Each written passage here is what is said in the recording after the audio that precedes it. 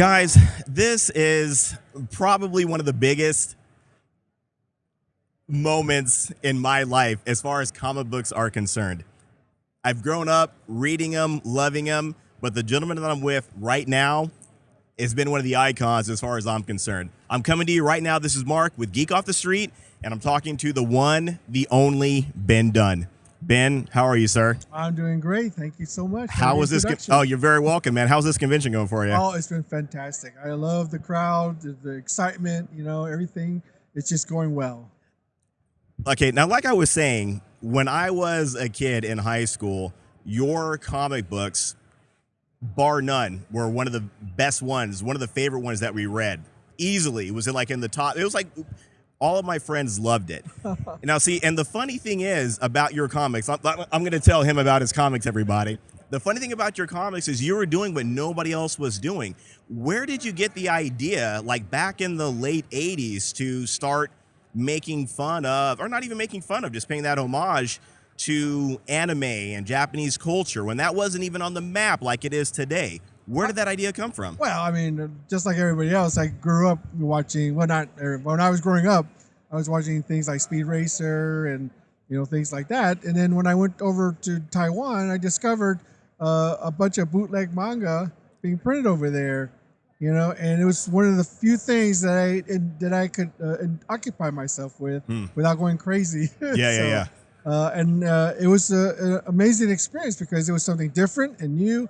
They were in black and white. They were in these little thick, volumes, and they were in a style I was not didn't recognize. Wow! So I immediately fell in love with the whole style and aesthetic of it. How old were you back then when you were reading those comics that made that kind of influence? I was about 12 years old. Okay, that's the time. Yeah, that's about that time. So, like I said, I read Ninja High School for a long time. For everybody that doesn't know, also on Netflix, they made a series of one of your comics, Warrior Nun Ariella. That is correct. Yes. Yeah. So I read that one too. So let me ask you this. How was that story different from the comic book than from the TV show? Because I know when I read the comic, it was very different. Yes. So well, they definitely went with a different approach to the thing. But I think that they were more interested in the actual universe itself. Okay. And that's the beauty of the comic, is that you can, take this the core elements and change it, and it still maintain its original aesthetic. Right.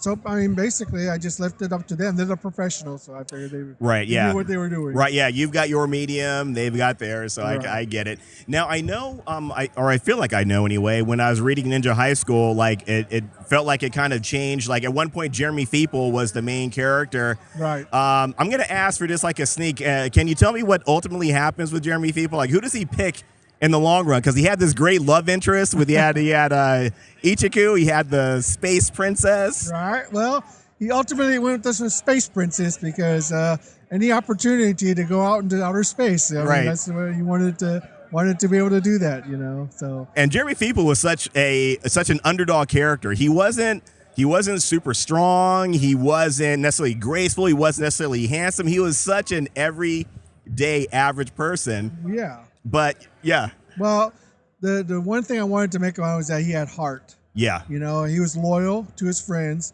and those are the kind of values I wanted to share. Yeah. With the people, because you don't have to be super strong.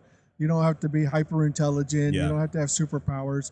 You just have to be a good person. Right. And good things will happen to you. Amen. Amen. Well said. So let me ask, what are you working on right now? Because like I said, I was reading, those comics back in the day, and clearly you're still in the universe. Yeah. So what are you working on right now? Yes. Fingers crossed. Yeah, definitely lucky us. Lucky us.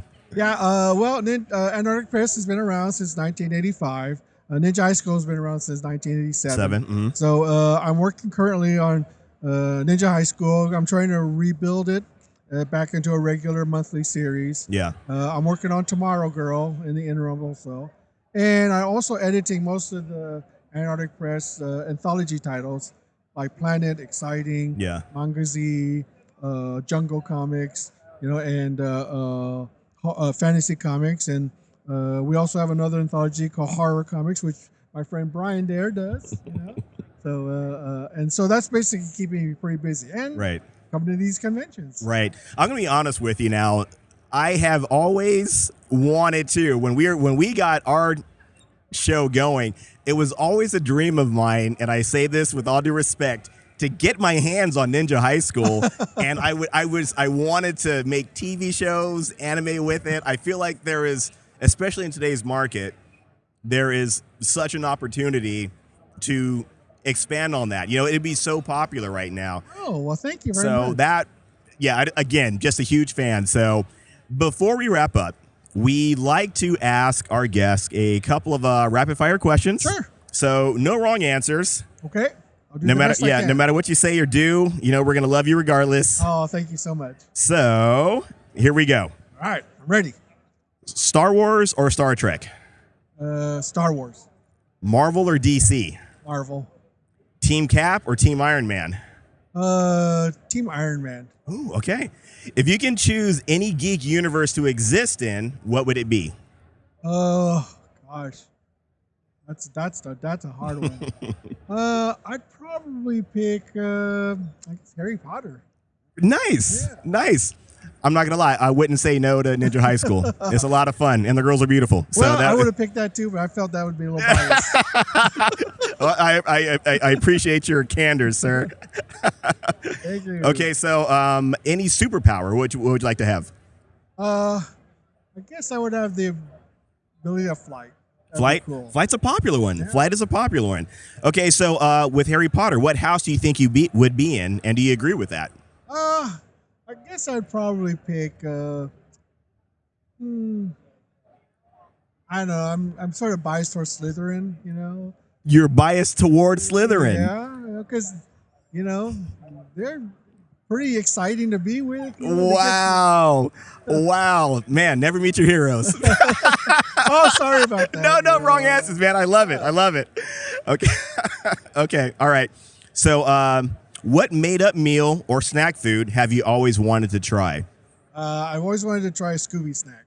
Ooh, that's a good answer. Yeah, Shaggy eats them. Yeah? Shaggy eats them, so Sure. it's got to be okay. There must be something in those things. Clearly. Right, because they make you do some crazy stuff. Oh, yeah. Okay. So, what do you think is an important lesson you have learned or people can learn from geek culture or comic book culture?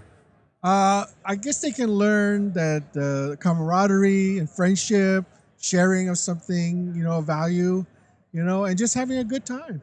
Right on. And final question. If you can give our audience any final thoughts or advice, what would it be? That you should never give up on your dreams. You should always focus on your ultimate goal. Right on. Listen, Ben, can I call you Ben? Absolutely. Are we there yet where I can call you Absolutely. Ben? We're buds now. We're buds. Listen, the 15-year-old me and my friends were not even believing this is happening right now. So, the honor's all mine. sir, thank you for your time. Thank you very much. Geek Off the Street.